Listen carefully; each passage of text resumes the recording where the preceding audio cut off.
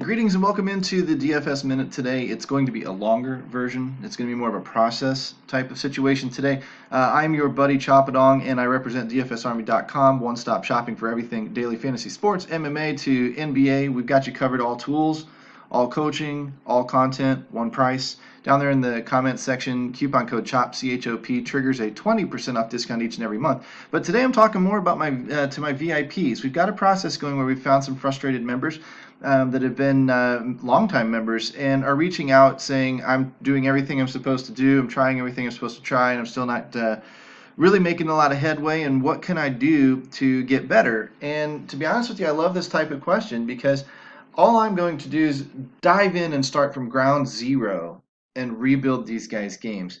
And we're going to get results, and we're going to get results relatively quickly. It's not going to be overnight. It may take a week or 2 weeks or 3 weeks, but we'll start seeing some improvement. We'll start plugging those leaks once we identify them.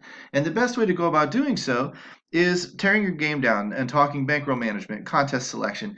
What contest do you want to play, and how are we going to go about winning it? How are we going to go about cashing in it? What kind of leverage do we want to use? What kind of GPP techniques do we want to use? And by talking about all of those basic concepts, we start kind of having little light bulb, little aha epiphany moments where, oh, I wasn't doing that, or oh, I wasn't doing this. And by forcing ourselves to go back through the very, very basics, even if we've been doing this for a few years, we really start honing in on maybe where we've gotten a little bit off track, or maybe where we misunderstood a concept that was explained to us, over applied it, under applied it, many of those things.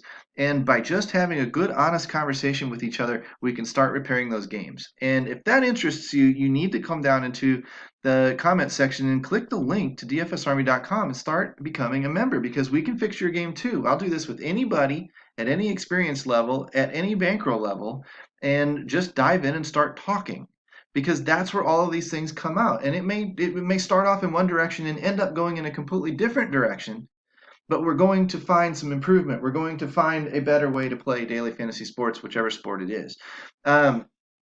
So let me show you a little bit about what we were talking about today, because it started with bankroll management and et cetera, and we picked a contest. Now we're going to start picking players. And I said, let's go back into the Trust the Process article from Saturday, I think it was February 1st. Yeah, Saturday. And let's walk through the steps and start formulating this process, because what we're trying to do is trim the fat off of a player pool. Who are the turds, and get them out of there so we don't even consider them. Yeah, occasionally a turd will pop up, have a great game, and somebody will win $1 million off of it, and we'll wonder why. But if we're playing in smaller, more winnable GPPs, we don't need to usually worry about that guy too much, because we can remain a little bit more fundamentally sound, and that type of guy doesn't usually, he may cost us the victory, but it's not like the top 10 guys in a 400-person event are going to have that particular player, so we can still get second, third, we can still get deep into the money without having to worry about it too much. That's not the case in some 25 to 50,000 person GPP. You're going to have that random play to get deep into the money, because the money falls off so quickly from first to second to third to fourth. You get down to 10th, 20th, 30th place of 300,000 people, and all of a sudden you're not making any money anymore. And those top 30 people could still all have that same guy that went crazy and take all the money because of it. That happens in those bigger GPPs because they're so top heavy. But if we play the right contests, that doesn't happen to us quite as often, which gives us a better chance to win. We talked about a lot of that, but when we dove in to the actual players, we said, okay, point guards. First thing that Auburn fan does when he writes this article is he goes into point guards, he sorts by the and one tool in our research station, takes the top 5 guys, goes down to floor for cash games, sorts by that, ceiling, sorts by that, fantasy points per minute, sorts by that, usage, sorts by that. Then he runs into the more GPP oriented stuff, the who's hot, 10 game over, 3 game over 10 game averages, who's performing better over 3 games than they had been over their previous 10, meaning who has seen that bounce up, and therefore who is underpriced because the pricing hasn't caught them yet. They're performing at a higher level all of a sudden, and pricing can't catch them, so they're bringing value, maybe night in and night out, given the situation. And then we'll come down here, we'll do the same thing with clock. Who's getting more minutes? We know in basketball, minutes equal points in a lot of cases, not in every case, but there is a very, very strong correlation with minutes on the floor translating into fantasy points. So, same thing. If you're getting a lot more minutes because maybe an injury happened and you're not the 7th man anymore, you're now the 5th man or whatever, and you all of a sudden start getting more minutes, you're going to likely score more points, and it's going to take a little while for your fantasy salary to catch up to you. Therefore, you're going to be a value play for a while. So these are the things that we're going to look at. We're going to sort by, and we're going to create box checkers. We're not just going to draw these out randomly. We're going to have a purpose to it. And this is what I made the video for, was strictly to show my VIP guys asking for help, how I would go about doing this. The first thing I would do is I'd write all these names down on a piece of paper. I would go to the research station, and I would sort on DraftKings by anything that is point guard eligible, right? Point guard, shooting guard, small forward, doesn't matter. As long as it's point guard eligible, I'd turn those buttons on. Use the control key on your keyboard and then click, click, click, and it'll turn them on for you. That's how you keep it from turning them all on or all off. You hold the control key down and click, click, click through it. Now, once we've done that, we sort by the and one category first. And it's going to probably take me a second. I'm probably going to have to do this a second time because this thing times out really, really quickly, and that's fine. But now that I've got that, who are my top 5 guys? Darren Fox, D'Angelo Russells, Devin Booker, Spencer Dinwiddie, and Jay Morant, right? I'm going to include the 6th guy. The reason why is it just gives me a little bit more margin for error.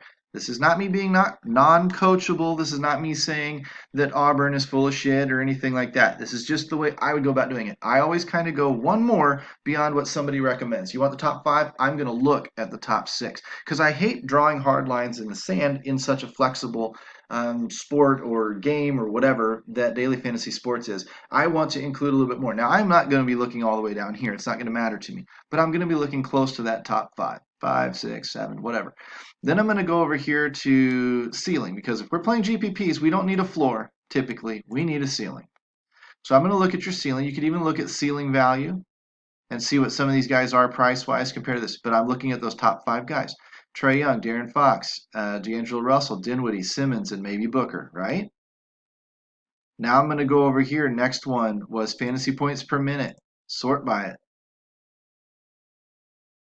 Write them down. If they even changed order, write them down. Scroll over a little bit more. Usage. Write them down. They're likely to change. But the same guys are going to largely be on the same list, and that's where we're going to start checking boxes. If I'm looking at 5 key categories, and a guy shows up in just one category, but a different guy shows up in 4 of the categories, then the guy showing up in 4 categories is probably a stronger play than the guy who only showed up in 1. Now, does it mean that the guy who only showed up in 1 is going to have a great game and the guy showing up in 4 is going to have a bad game? No, that's the luck of the draw. That's the any given night stuff. But largely, if you stick to this type of a process and run it over and don't change it every day, well, that didn't work yesterday, so I got to do something different. No, day after day after day after day after day after day after day, and track your results accordingly, you will start to see this work. Not only will you start to see it work, you'll start to see when it doesn't work, and then maybe you can make a change. But you got to go through an up and you got to go through a down before you can even start changing anything, because you don't know how long your up's going to last or how long your down's going to. You need to figure these things out on a very, very basic macro level first, then start applying changes. Too many people in daily fantasy sports, oh crap, that didn't work. I'll go buy a lineup from this guy today, and I'll go buy a line from that. No, that's just crazy. You're throwing your money away. Stick with a process day in and day out instead of chasing your tail every single day. And we would do the same thing for shooting guards and for small forwards. And then we would go back and reread the process article for forwards and centers and change it up a little bit. That said, I'm going to scroll over here to the ultimate GPP pick. And that's going to be the 3-game versus 10-game who's hot. This is going to produce a different list. Draymond Green's on there because he's point guard eligible on DraftKings. And there's Milton, Napier, Green, Joseph, Brunson, maybe Jeremy or Jerome, however you'd pronounce his name. And I would do the same thing by Clockwatch, and I would write these names down. Okay. Now, once I've got these names written down, hopefully in columns on a piece of paper or in a spreadsheet, I can look at my point guards by and1, ceiling, fantasy points per minute, usage, hot or not, and Clockwatch, and I can start looking at these names. Now I can start counting names. If you're on this list, you get a point. If you're on this list, you get a point. Darren Fox, 1, 2, 3, 4. Out of the main 4 categories, he's got 4 boxes checked. Okay, these other two are really, it's nice if somebody shows up on them, but it's not necessarily a main category. This would be like kind of a deep GPP flyer type guy that you might want to pay attention to. Melton and Milton, I just spelled them differently, same guy. He's on top of both lists. I would look into, is his role the same as it was on Saturday when he was on this list? Or did something change? Is somebody coming back from injury? Is a matchup suddenly different? Is Vegas saying the game is shit? What's going on that may change that situation? If nothing really changed, then he might be a real cheap, neat little GPP dart throw type that we need to have in the back of our heads in case it comes in handy in the construction process of our lineups. But I'm looking more for these main four categories. D'Angelo Russell, 1, 2, 3, 4. Give him a 4. Booker, 1, 2, 3. Right? So I'd give Booker 3. Dinwiddie, 1, 2, 3, 4. Give him a 4. Jay Morant, that's only going to be a 1, right? Draymond Green's only going to be a 1, unless you want to count that category as a 2. I'm just going to count as a 1 for now. Trae Young was in there in 3 categories, was in 3. Fox we know is 4. D. Russ is 4. Dinwiddie's 4. Simmons was only in there in 1. Booker, we already had in there as 3, right? So here's what you're starting to see. If you go through here and kind of adjust your list, J.J. Barea is only in 1. Fox, D. Russ, and Dinwiddie are your 4 box, checker, whatever. They're in your strongest. They're going to be strong plays today on our coaches sheet, around the industry, anywhere else. But you just learned how to find them yourself. Devin Booker and Trae Young are 3-star plays, which are probably pretty good. So if I'm looking at this, and I shouldn't say 3-star, 4-star play and mislead you that way. I'm just saying by this particular system, they check all 4 boxes. Or you could have 8 boxes if you wanted to look at 8 important boxes. But I looked at 4, and he checked all 4 boxes. When I'm looking at some of these other guys, they're a little bit lower down the totem pole. That's okay. That doesn't mean they're not good plays today. That doesn't mean coaches won't say, yes, he's a strong matchup. That just means that by my research, these are not as strong a plays as De'Aaron Fox, D'Angelo Russell, et cetera, et cetera, et cetera. Now, I still need to go back through and look a little bit at maybe how they got there or why. Did any of their roles change? What kind of matchup are they in today? And look for things like that. And the thing that I typically do for that is I use our coaches and our coaching cheat sheets and let those guys tell me who they like over others. And as long as he's 3 or 4 stars or 3 or 4 boxes on my sheet, then I'm going to go ahead and I'm going to put him in my lineups. I'm going to prioritize him in my lineups. I may bump him up in the domination station optimizer to a like, a love, an adore, or something like that. I may boost his projection from 38 points to 42 points or something like that. I may increase his exposure from, instead of a hard cap at 50% in 150 lineups, I may say, you know what, I'd rather have him in 75% and see if I can't get overweight the field. These are all things we'll talk about. These are all things we can discuss inside DFSArmy.com. We'll get there when we get there. But the point is, in terms of forming a basic structured research process, this is how you use that article. This is how you would then go back and cross-check it with the coaching cheat sheets when they come out later, and you would see where are we alike, where are we different, and why. Because the coach is going to explain himself. You would talk in the discussion channels about, hey, I'm seeing this. Are you guys seeing this? Somebody's going to say yes. Somebody's going to say not really. Somebody else is going to say, what? That guy needs our help. That guy needs to understand a process of some kind where he can stop saying what and start actually putting some method behind the madness and becoming a stronger and better player. If you're currently the guy going what, then you need our help. You need to come into dfsarmy.com, use the coupon code CHOP, CHOP. Get that 20% off discount. Get in here, start chatting us up because we'd love to help you and make you a better player. Guys, you could do this with your point guard, shooting guard, and small forwards, and then go back, reread the article once you've unlocked it as a VIP for power forward and center.